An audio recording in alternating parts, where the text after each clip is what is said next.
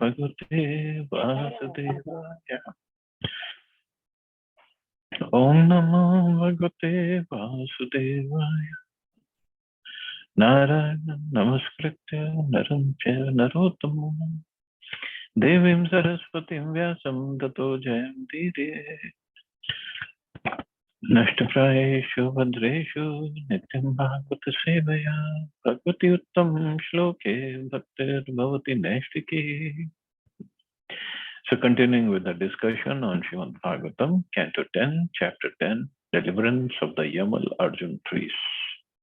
Text number 13 onwards. So yesterday we saw where Narad Muni came at the place where Nalkubar and Manigriv, sons of Kubera, they were enjoying in the Mandakini river with the girlfriends, and they were naked and they just too proud to cover themselves up when Narad Muni showed up. And the girls covered themselves up, but not the boys. So Narad Muni, now first he was angry at them. They just didn't have proper etiquettes. So he's chastising them and he's going to curse them. Now he is telling about the qualities of poverty, why poverty is important. Asata Shrimadandhasya Daridryam Paramanjanam Atmopamyen Bhutani Daridra Param Ikshate. Atheistic fools and rascals who are very much proud of wealth fail to see things as they are. Therefore, returning them to poverty is a proper ointment for their eyes so that they may see things as they are. At least a poverty-stricken man can realize how painful poverty is, and therefore he'll not want others to be in a painful condition like his own. Prabhupada says, even today, if a man who was formerly poverty-stricken gets money, he's inclined to utilize his money to perform many philanthropic activities, like opening schools for uneducated men and hospitals for the deceased. In this connection, there is an instructive story called Punar Mushiko Bhava, again become a mouse. A mouse was very much harassed by a cat, and therefore the mouse approached a saintly person to request to become a cat. When the mouse became a cat, he was harassed by a dog. And then when he became a dog, he was harassed by a tiger. But when he became a tiger, he stared at the saintly person. And when the saintly person asked him, "What do you want?" the tiger said, "I want to eat you." Then the saintly person cursed him, saying, "May you again become a mouse." Puna Mushiko Bhava. A similar thing is going on all around, all over the universe. One is going up and down, sometimes becoming a mouse, sometimes a tiger, and so on. Shri Chaitanya Mahaprabhu said, Brahmanda Brahmita Konam Bhagyavanaji. The living entities are promoted and degraded by the laws of nature. But if one is very, very fortunate, by association with saintly persons, he gets the seed of devotional service and his life becomes successful. Narad Muni wanted to bring Nalkuvar and Manigriv to the platform of devotional service through poverty. Poverty, in this case, he was going to take away everything. And thus he cursed them. Such is the mercy of a Vaishnava. Unless one is brought to the Vaishnava platform, one cannot be a good man. Harava bhaktasya kuto mahatguna. And a Vaishnava never becomes a good man, however severely he is punished. So Narad Muni's curse will make them devotees, and this is the mercy of a Vaishnava. Yatha kantak vidhango jantor nechati tam vyatham jiva samyam gato lingar natapha vidh kantakaha. By seeing their faces, one whose body has been pricked by pins can understand the pain of others who are pin-pricked. Realizing that this pain is the same for everyone, he does not want others to suffer this way. But one who has never been pricked by pins cannot understand this pain. There is a saying, the happiness of wealth is enjoyable by a person who has tasted the distress of poverty. There is also another common saying, Vandhya ki bujive prasanna vedana. A woman who has not given birth to a child cannot understand the pain of childbirth. Unless one comes to the platform of actual experience, one cannot realize what is pain and what is happiness in this material world. The laws of nature act accordingly. If one has killed an animal, one must himself be killed by that same animal. This is called ma-ansha, mansa. Ma means me and sa means he. As I am eating an animal, that animal will have the opportunity to eat me. In every state, therefore, it is ordinarily the custom that if a person commits murder, he is hanged. So the point is, punishment has to be there. And without punishment, it's difficult. It's almost impossible for somebody to get rectified. So Narad Muni could have just forgiven them or could have just avoided them. Okay, you guys enjoy, I'm leaving. But no, he wanted to give them the mercy.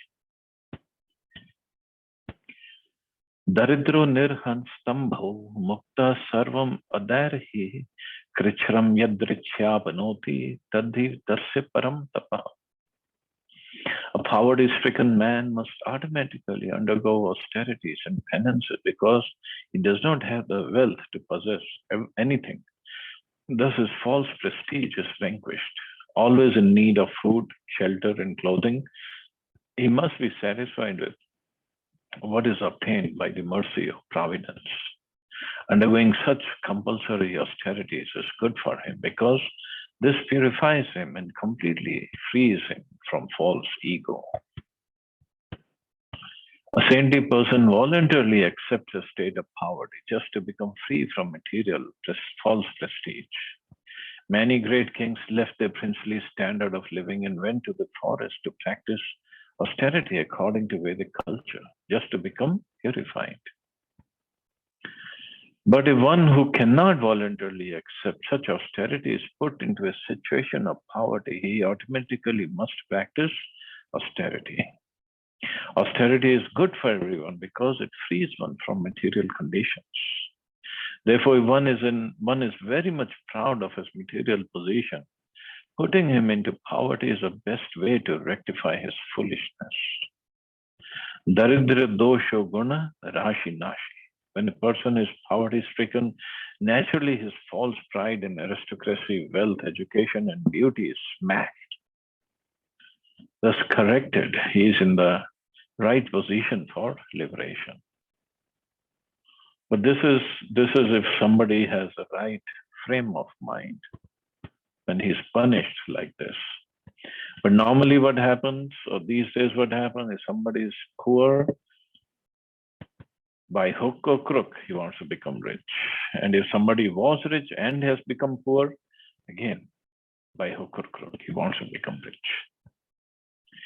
It's very rare that people, whether materially poor or materially rich, they come in contact with the devotee who gives them the right message.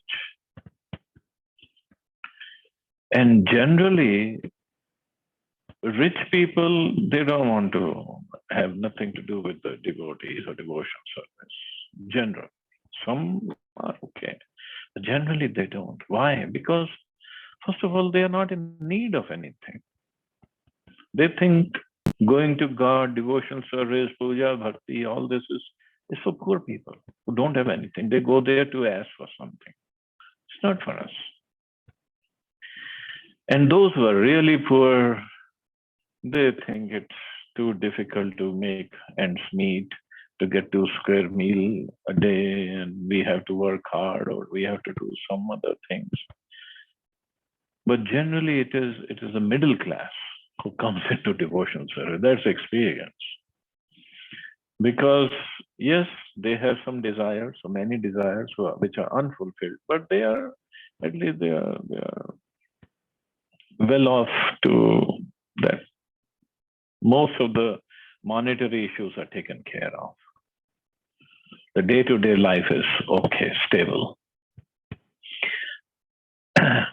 So, but if somebody who's very rich and his money is taken away, but we'll see how Narad Muni really punished them for their rectification. It is In a way, it's very harsh, but that was the only way he could rectify it. Let's see. Nityam kshukta kshama dehasya daridrasyan kankshina indriyani anushushyanti hinsapi vinivartate. Always hungry, longing for sufficient food, a poverty-stricken man gradually becomes weaker and weaker. Having no extra potency, his senses are automatically pacified. A poverty-stricken man, therefore, is unable to perform harmful, envious activities. In other words, such a man automatically gains the results of the austerities and penances adopted voluntarily by saintly persons. So, very, very poor person, Narad Muni is saying he automatically is doing austerities. Oh, instead of voluntarily, he is, okay, the voice is very mild. Is it better now?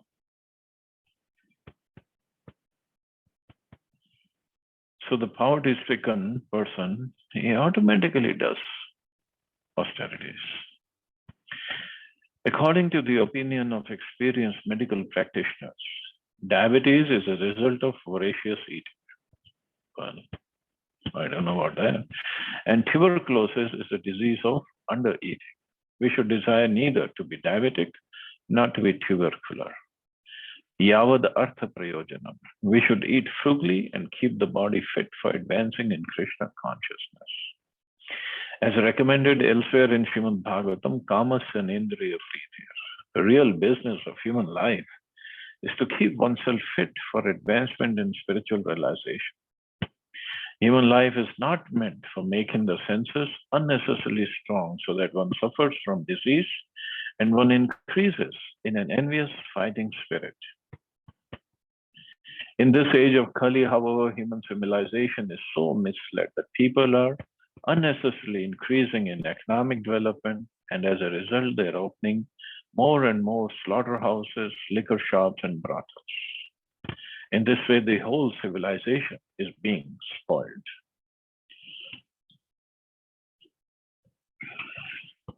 So this is a reason when we become so sinful, Krishna gives us the punishment of being a poor person. So you cannot do any of these unnecessary or sinful activities. Do some austerities. Daridrasyava yujyante sadhva samdarshina sadvikshinoti tam darsham tat arad vishuddhyati. Saintly person may freely associate with those who are poverty-stricken, but not with those who are rich.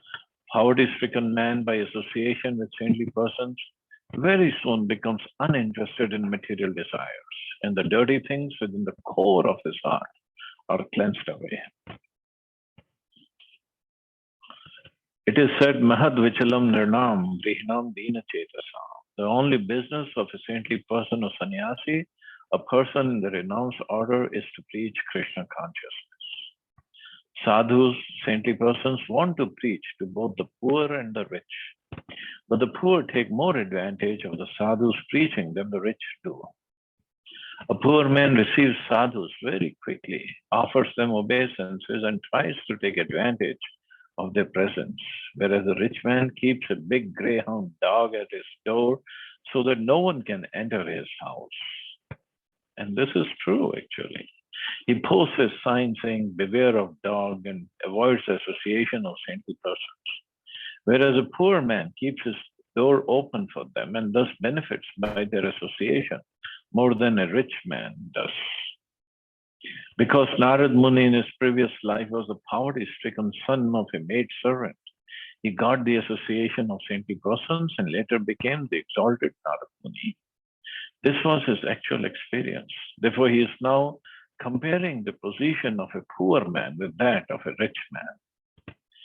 And so he had tasted the poverty, so he wanted others, these two sons of Kuvera, also taste that poverty. And by tasting poverty, it's not like he's taking revenge.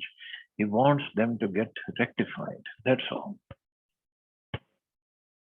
If one gets advantage of associating with saintly persons, by their instructions, one becomes more and more purified of material desires. So being a poor person, or not very poor, because they have a different viewpoint. Middle class. Generally, it's a middle class, as I said. They take the association of saintly persons seriously.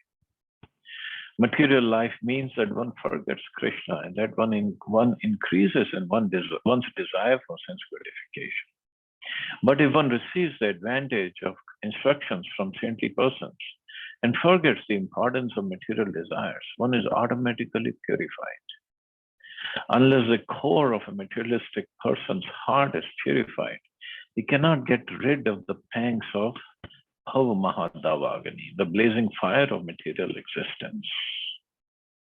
So core of a materialistic person's heart has to be purified. So core means not the physical heart, but where the soul is sitting and all the desires are, and the consciousness is impure. The consciousness is, I want to enjoy. I am this body, and the whole goal of life is to enjoy. That has to be purified. And that can only happen when one comes in contact with saintly persons and try to follow their instructions. Otherwise, it's not at all possible.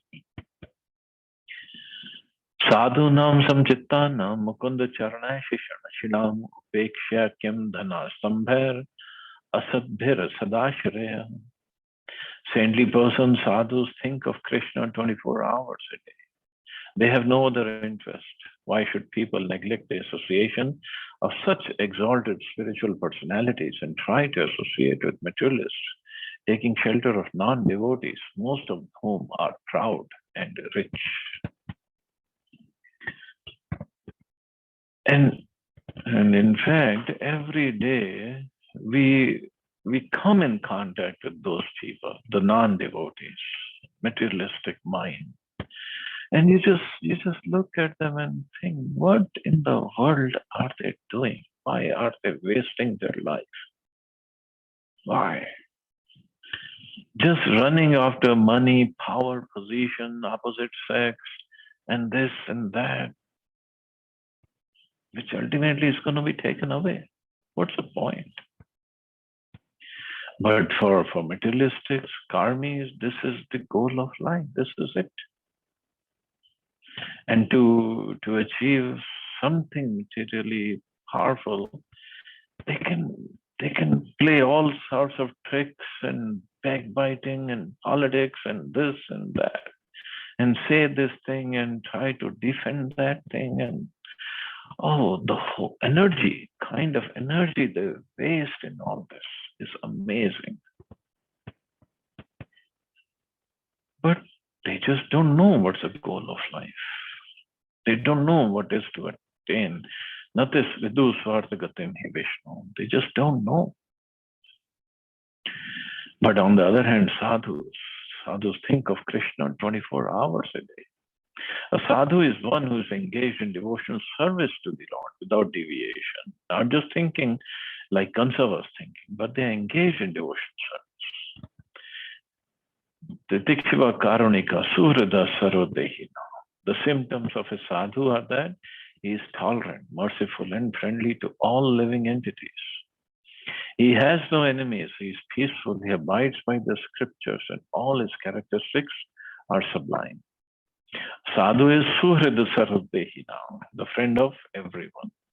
Why then should the rich, instead of associating with sadhus, waste their valuable time in association with other rich men who are averse to spiritual life? Both the poor man and the rich man can take advantage of the Krishna consciousness movement, and here it is advised that everyone do so.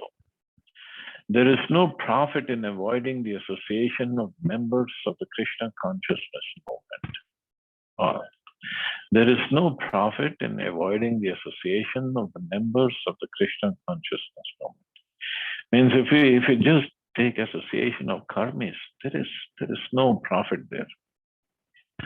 And by avoiding devotees or sadhus, one is losing a whole lot. Narottama Das Thakur has said, Sat Sanga Chhadi, Kainu Asate Vilas. Te karne lagila ye karma bandha fans. If we give up the association of sadhus, saintly persons engaged in Krishna consciousness, and associate with persons seeking sense gratification and accumulating wealth for this purpose, our life is spoiled, completely spoiled actually. The word asat refers to an Avaishnava, one who is not a devotee of Krishna. And Sat refers to a Vaishnava, Krishna's devotee. One should always seek the association of Vaishnavas and not spoil one's life by mixing with Avaishnavas. In the Bhagavad Gita, the distinction between Vaishnava and Avaishnava is enunciated. Namam dushkritino muda. Anyone who is not surrendered to Krishna is a most sinful person, dushkriti, a rascal, muda, and the lowest of men, naradhama. Therefore, one should not avoid the association of Vaishnavas, which is now available all over the world in the form of the Krishna consciousness. So without that, there's no way one can make progress. And otherwise, one just wastes his time. Thinking about money, talking about money, planning to get more money, working to get more money, and that's it. That's the goal of life. So many people wasting their time like that. Tadham matyor madhavya varunya shri madandhayo tamo madam harishyami stranayor jitatmano. Therefore, since these two persons, drunk with the liquor named Varuni or Madhvi, and unable to control their senses, have been blinded by the pride of celestial opulence and have become attached to women, I shall relieve them of their false prestige. And that's going to be a real punishment for them. When a sadhu chastises or punishes someone, he does not do so for revenge. Maharaj Parikshit had inquired why Narad Muni was subject to such a spirit of revenge. But this was not tama. For Narad Muni, in full knowledge of what was for the good of the two brothers, wisely thought of how to cure them. Vaishnavas are good physicians. They know how to protect a person from material disease. Thus, they are never in tamagun. So gunan samditi yatha. Vaishnavas are always situated on the transcendental platform, the Brahman platform. They cannot be subject to mistakes or the influence of the modes of material nature. Whatever they do after full consideration is meant just to lead everyone back home, back to Godhead. So Vaishnavas are always situated on the transcendental platform. That means a real Vaishnava, real devotee. We are still struggling, or we are aspiring to become devotees. So it's not that we have a fight with somebody. It can happen. We are not always in the mode of goodness. And we take some revenge, or we curse somebody, or we say something or do something. And then we are thinking, oh, see, I'm a Vaishnava. I'm not taking revenge. I'm just doing it for your benefit. We are not there yet. We are not at the Brahman platform. We are not at the transcendental platform. We are very much in the material modes of nature. So Vaishnavas are good physicians. No doubt about it. But Vaishnava like Narad Muni or Srila Prabhupada, yes, we are not. So we have to, if something happens with us, we have to understand it is my karma coming back to me and not take revenge. Just try to serve. This is our platform. This is our position. But Narad Muni, he could curse somebody without any motive, ulterior motive, without any other motive except for their benefit. Yadimo lokapalasya utro bhutva tamah pluto. na vivas samatmanam vijanita sudurmadau. Ator arhata sthavartam syatam nevam yatha punah smriti syan mat prasadena tatrapi mad anubrihat. Vasudevasya sanidhyam labdhva divya sharachate vrite swara lokatam bhuyo labdha bhakti vishyata.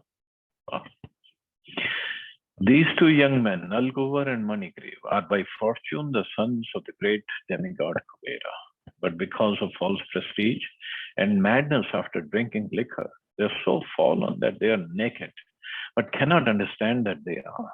Therefore, because they are living like trees, for trees are naked but are not conscious, these two young men should receive the bodies of trees.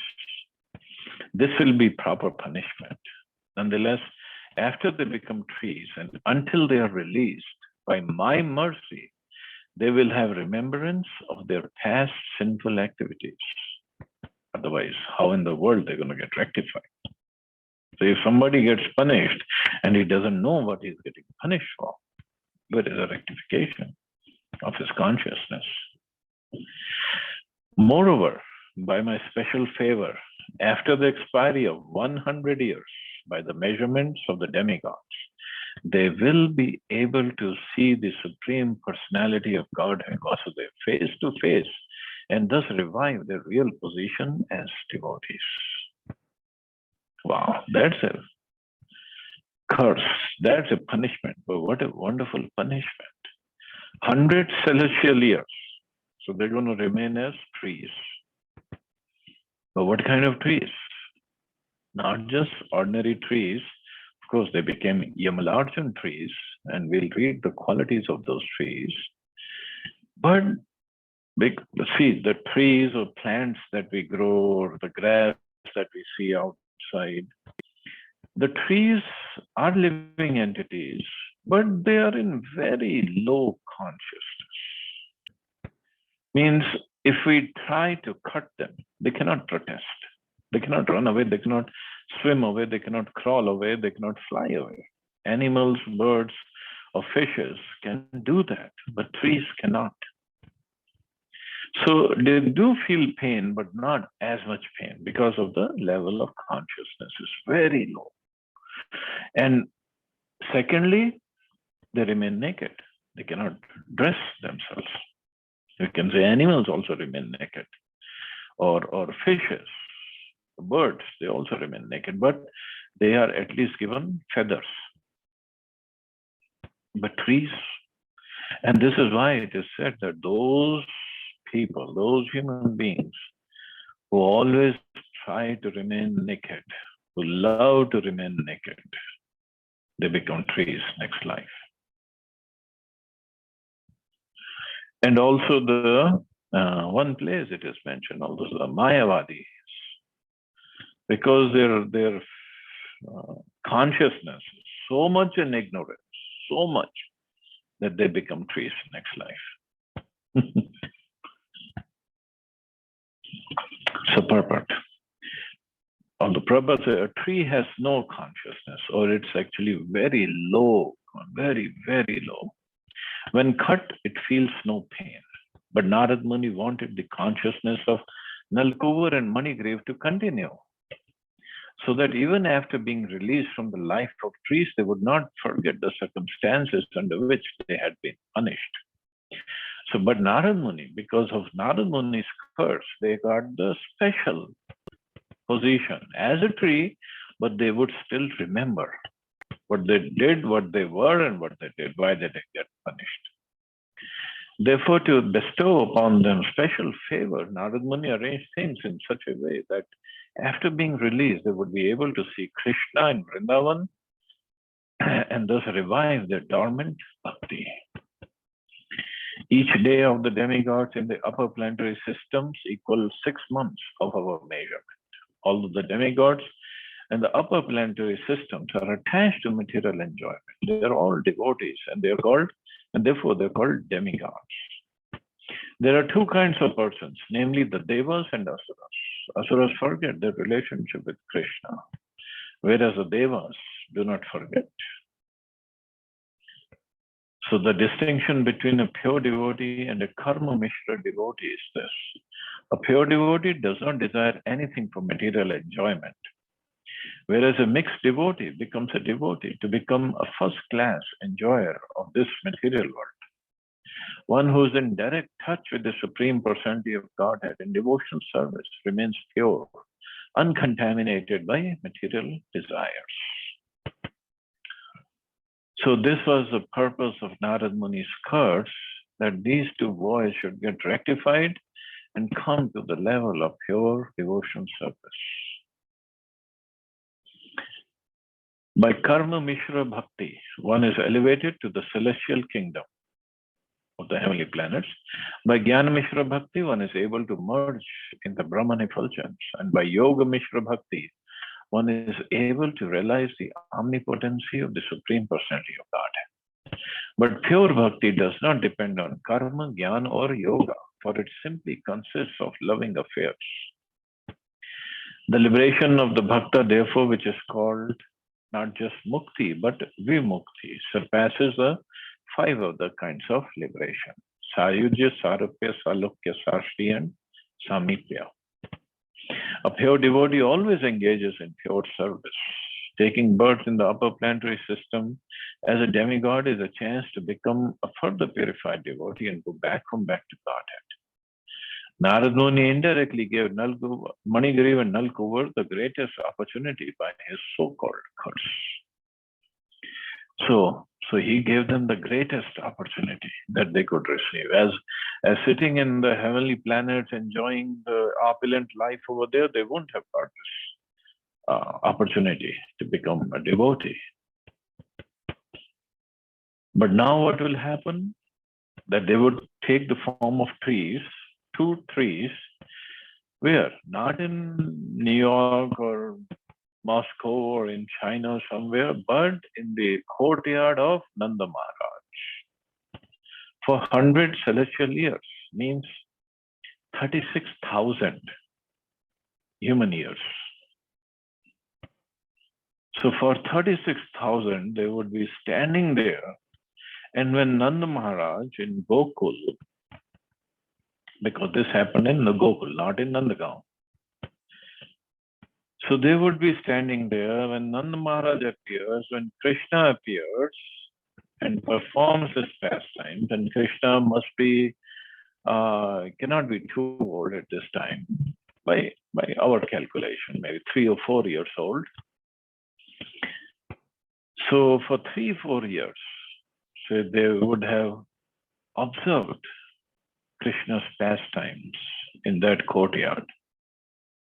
But before that,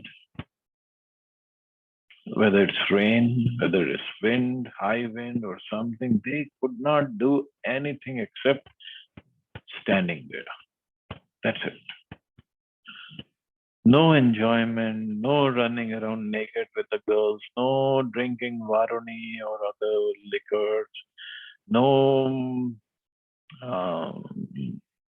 enjoying on the father's property and going here or there. Just stand there and with the full consciousness of what they were and what did they do, why they are standing there. That is real punishment.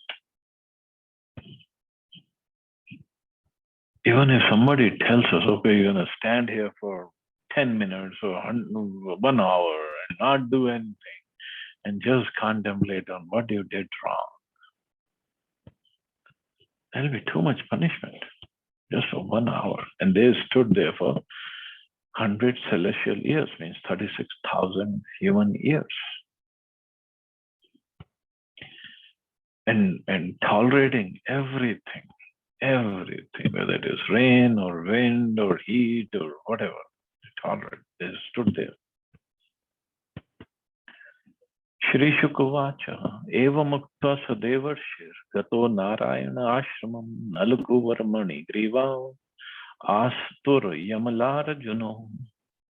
Shukdev Goswami continued, having thus spoken, the great Saint Devarshi Narad returned to his ashram, known as Narayana Ashram, and Nalguvar and Manigrave became twin Arjun trees. Arjun trees are still found in many forests, and their skin is used by cardiologists to prepare medicine for heart troubles. I think this is called Arjun Chal. This means that even though they are trees, they are disturbed when skinned for medical science. And another quality of Arjun trees, especially Arjun trees, is their roots are very deep, very, very deep. And since these are two Arjun trees, but generally in what I've heard is when there are many, many Arjun trees, their roots, they grow towards each other and they all intertwine each other. Means they just hold on to each other. So even in the middle of big, big hurricane, they cannot uproot these Arjun trees. They're so strongly held together. Somehow that's how they're designed to be. I heard in Mauritius on the coastline, we find these Arjun trees and many Arjun trees. And they all hold together. And even in big hurricanes and whatever tornado or whatever comes over there, you cannot move them.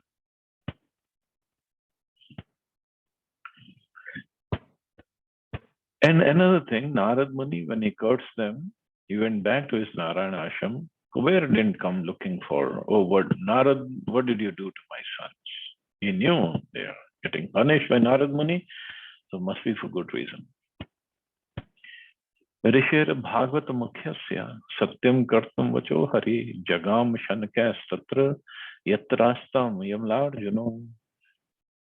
The Supreme Personality of God, Shri Krishna, to fulfill the truthfulness of the words of the greatest devotee Narad, slowly went to that spot where the twin Arjun trees were standing. So Krishna was tied up to that wooden mortar. So Yashoda Maya is inside. The boys could not untie him. Now he had to do something. So he crawled towards a place where these twin Arjun trees were standing, with the mortar still tied up behind him. Devarshir me priyatamo yadimo dhanad atmajo tatha tatha sadheshyami yadgitam tan mahatmana.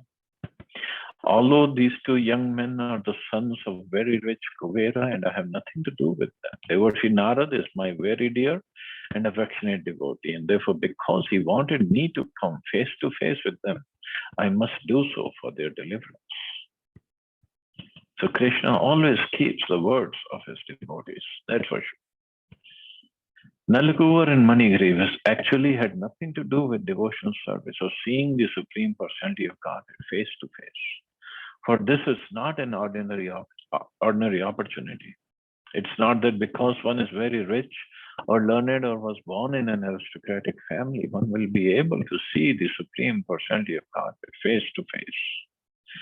This is impossible. But in this case, because Narad Muni desired that Nalkuvar and Manigriv see Vasudev face to face, the Supreme Personality of Godhead, wanted to fulfill the words of his very dear devotee Narad Muni. If one seeks the favor of a devotee instead of directly asking favors from the Supreme Personality of Godhead, one is very easily successful. So we should not be bothering Krishna if he needs anything, if he wants something. Just we should ask Prabhupada. That's it. Krishna, if Prabhupada approves it, Krishna will have to fulfill it. If one seeks the favor of a devotee, instead of directly asking favors from the Supreme Personality of Godhead, one is very easily successful. Srila Bhaktivinoda Thakur has therefore recommended, Vaishnava Thakur tomara kukur baliya jana more. Krishna se tomara Krishna dite para. One should desire to become like a dog in strictly following a devotee. Krishna is in the hand of a devotee. Adurlabham Atma Bhakto. Thus, without the favor of a devotee, one cannot directly approach Krishna. What to speak of engaging in his service? Narottam Das Thakur therefore sings, Chhadiya Vaishnav Seva Nistara Pai Chikega. Unless one becomes a servant of a pure devotee, one cannot be delivered from the material condition of life. In our Gaudiya Vaishnava society, following in the footsteps of Rupa Goswami, our first business is to seek shelter of a bona fide spiritual master. And then when following the guru, following a devotee, one makes progress, and Krishna, as I said, he always keeps the words of his devotees. So if Prabhupada says, or Prabhupada said that, just chant 16 rounds. His Guru Maharaj says 64. But Prabhupada said, okay, you cannot chant 64 every day. Just chant 16 rounds every day without fail. Follow the principles. I'll take you back. Don't worry. So we just have to have faith in Prabhupada's words. The Krishna will keep his words. Iti antarenarjunyo Krishnastu yamyoryayo atmanirvesha matrena tiryagattam ulukhalam. Having thus spoken, Krishna soon entered between the two Arjun trees, and thus the big mortar to which he was bound turned crosswise and stuck between them. Balin nishkarshayat karshyatan gulu ukhalam tad damodarena tarasot galitangri bandho nishpetatu param vikramati vepas skandha pravala vitapo krita chanda shabdo.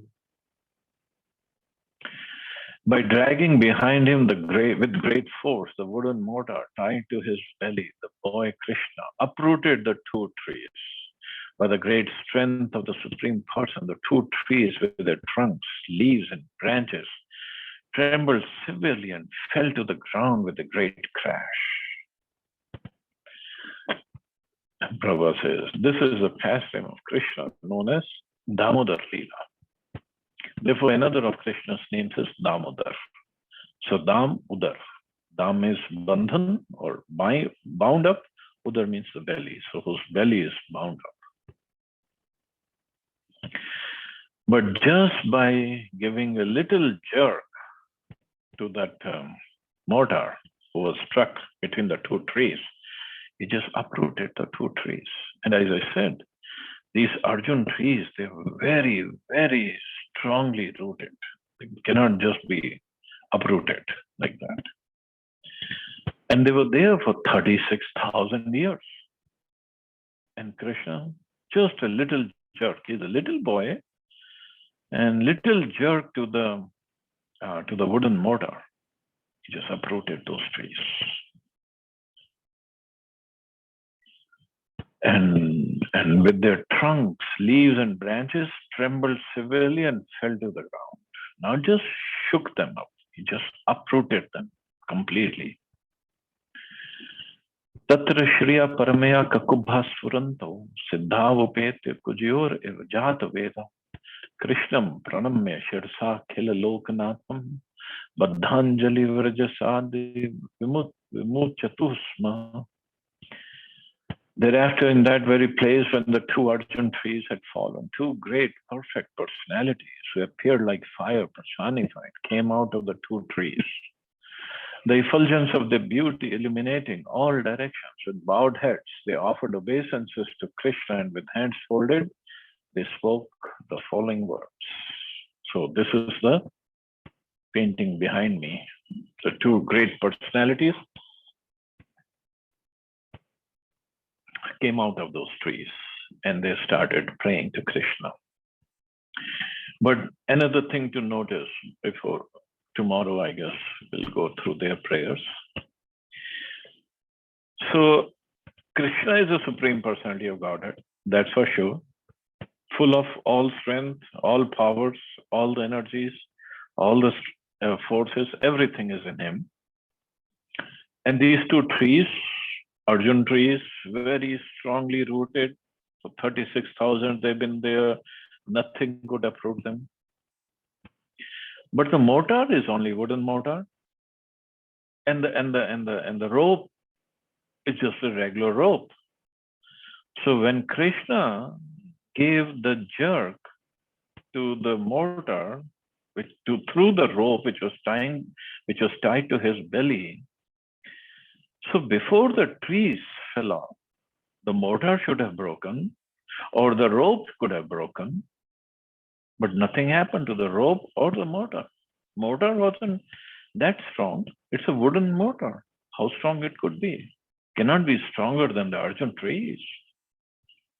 So how come the mortar didn't break or the rope did not break? This is a question. So Acharyas have explained, because they were connected with Krishna and they were serving Krishna, Krishna used them in his service to uproot these Arjun trees. Even if the mortar wasn't strong, even if the rope was not strong at all, still they did not break, and they served Krishna in uprooting the trees. So similarly, now, as I have explained, there should be always radio station, the FM radio station going on in our mind, WIIFM. What's in it for me? So how do I understand? How do I apply it in my life? So practical application is, if we are connected to Krishna, we are like a mortar. We are like that wooden mortar. And Prabhupada is our rope connecting us to Krishna.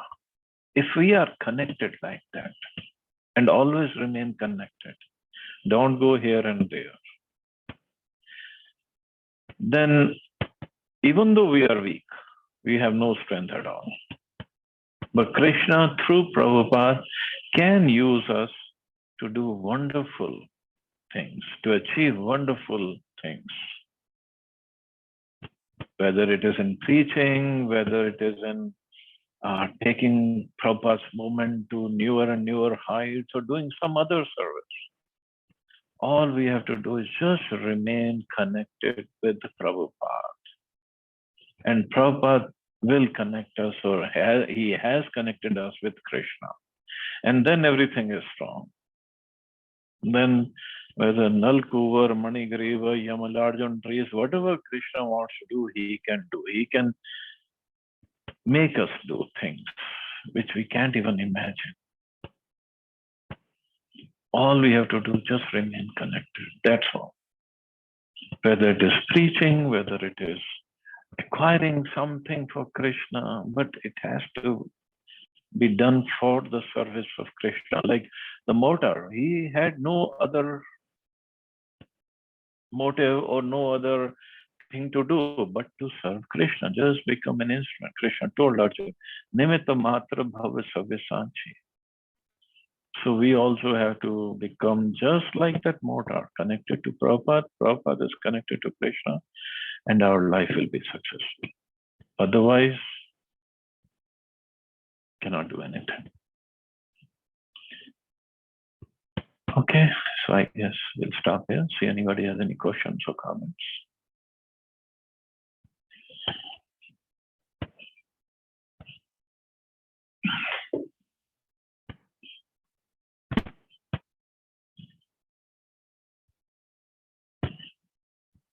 Hare Krishna, Prabhuji, please accept that.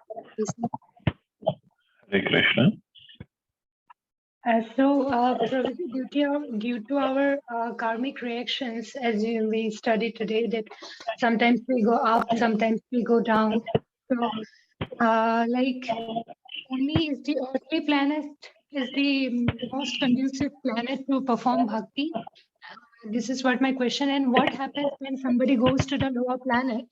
Does they again lower planet in the sense in a other jiva form, like animal? So do they also create any karma? And like after that, what is their next life? No, animals don't generate any karma. Animals lower than human beings, they don't. They're all controlled by nature. So next life, they keep on going up in their evolutionary cycle, unless and until devotees have given some mercy, like when we take out Harinam, chant on the streets.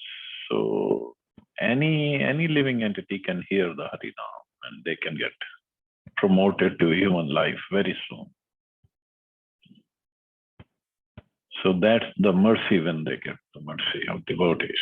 Otherwise, in their evolutionary cycle, they keep on going up and up and up and up.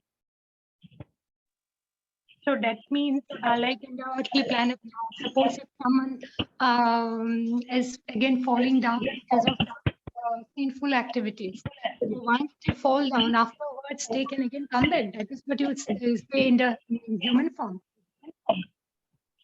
Yep, it is said that tiger or lion, cow, and monkey. So the next life is human life. Okay. So Darwin wasn't completely wrong. He was wrong, but he wasn't completely wrong that we came from monkeys. He might have come from monkeys, but human being can also take birth as human being.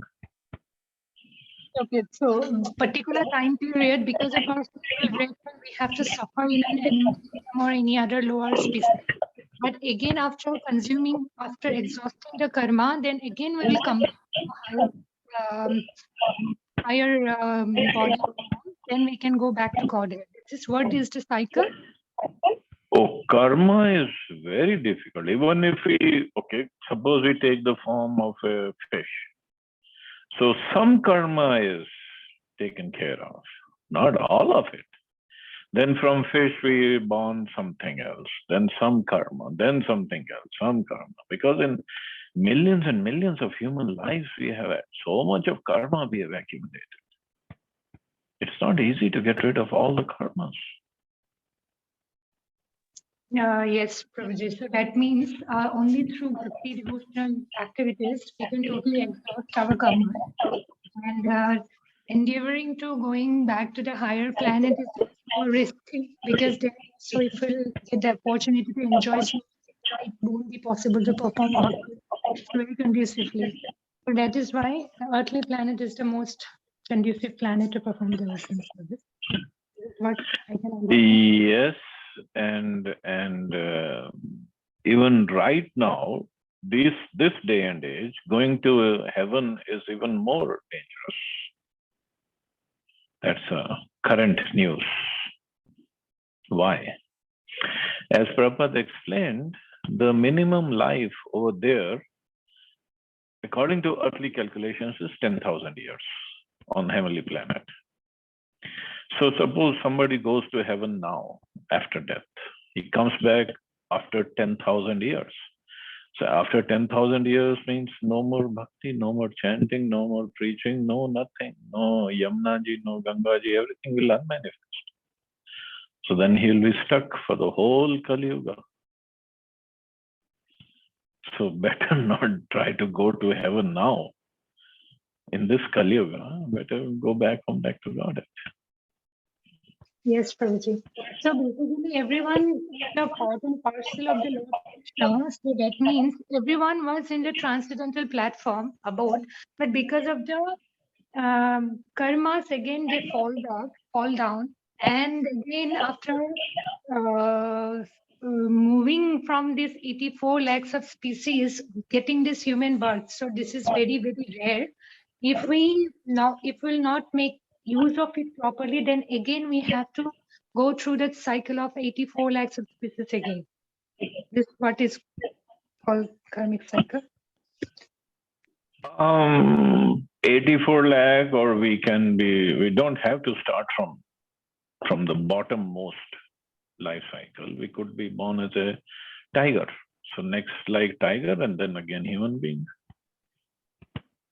We can go anywhere. It all depends on karma and the desires that we have. Okay, Prabhuji. So like then when we say devotion, the definition of devotion means when our act will become totally selfless, then only that will be considered as devotion, right, Prabhuji? Pure devotion is that, but it could be karma mishrit bhakti, it could be gyan mishrit bhakti. It is some kind of mixture is there. It's not pure right now.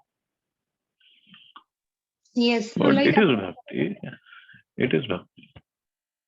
like we are performing religiosity and then philosophical understanding. So these two also is not comes under devotional, because these are kind of like also creating, if we only focus on this, then that means it can also again create some karma. No, understanding philosophy is not jnana, it says bhakti, right? Shravanam Kirtanam, it's bhakti. But with what motive we are doing? Yes. Yes, yes. Shuddha bhakti means completely for Krishna's pleasure. So the daily activity as a nitya karma, as per the Vedic convention, which we are doing it, if we put intention, pure intention and bhakti behind that, then that will be considered as only religious activities. So that won't be as a devotional activities, right? Depends on the consciousness. Arjun was killing in the battlefield, but he's considered a pure devotee. Okay. So he was doing it for Krishna's pleasure, not for himself. So that means if the consciousness is fully not pure, then we may go to the higher planet, but not to the Golak Dham or Krishna's Loka. That will be pious activity. In pious activity, but for devotees who have taken shelter of Prabhupada, it depends on wherever Prabhupada wants to send them. Yes, yes, Prabhuji. There is a special connection here. We are not on our own. That's the beauty of Prabhupada's movement.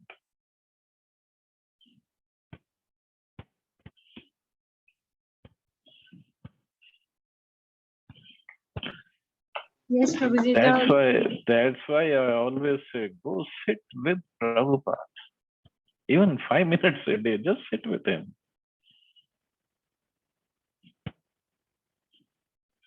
Yes, You will Prabhuji. see.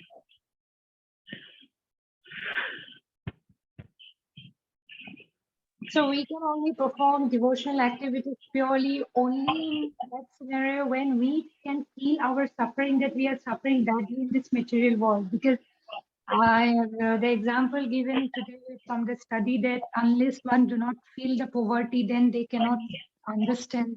I mean, they cannot enjoy really the richness. So like if we cannot understand that we are suffering badly, that means we won't be able to perform our devotional activities. For that, we have to realize also. See, there are 4 kinds of people. Just like if somebody is a thief. So if someone else tells him, hey, don't steal, it's very bad. Police come. If you get caught by police, they beat you up, they put you in jail. And why you want to go through all this suffering? So he understands and he says, okay, I'll not do it. But then there's the second kind. He gets the same message, but no, I'll not get caught. I want to see somebody who gets caught. So he sees another thief getting caught by the police, beaten up, put into jail. Then he says, no, okay, I'll not do it. Then there's third kind. He says, no, I'll not get caught. I'm very smart. But one day he gets caught. Police beat him up, put him in the jail. And then he says, okay, I'll not steal again. But then there is a fourth kind. They get caught. They get beaten up. They put in the jail. Still they don't rectify. They come out, they again steal, they again get caught, again get beaten up. So realization doesn't mean we have to go through it. We can hear it and then say, okay, I don't want to do it again. Or we see somebody else going through it and then we learn our lesson. Okay, I don't want to do it again. So it depends what kind of person we are. So just by reading, this is what Bhagavatam The beauty of Bhagavatam is by reading it, we can get purified, and we just try to refrain from doing nonsense activities. So the intellect which was clouded by just hearing and reading, it can be cleansed, and then we can understand. This is what happened. That's why, no? Sadhu Sangha, Sarva Shastrike. Love Matra Sadhu Sangha, Sarva Siddhi Hoy. Yes, Swamiji.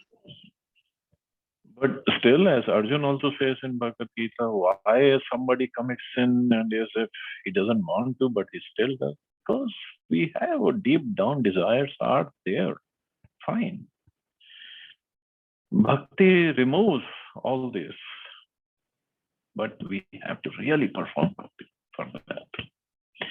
But anyway, even if we commit something, we get punished, we learn our lesson, we come back and we keep on performing our sadhana bhakti, we will make progress. We are making progress. We will keep on making more progress.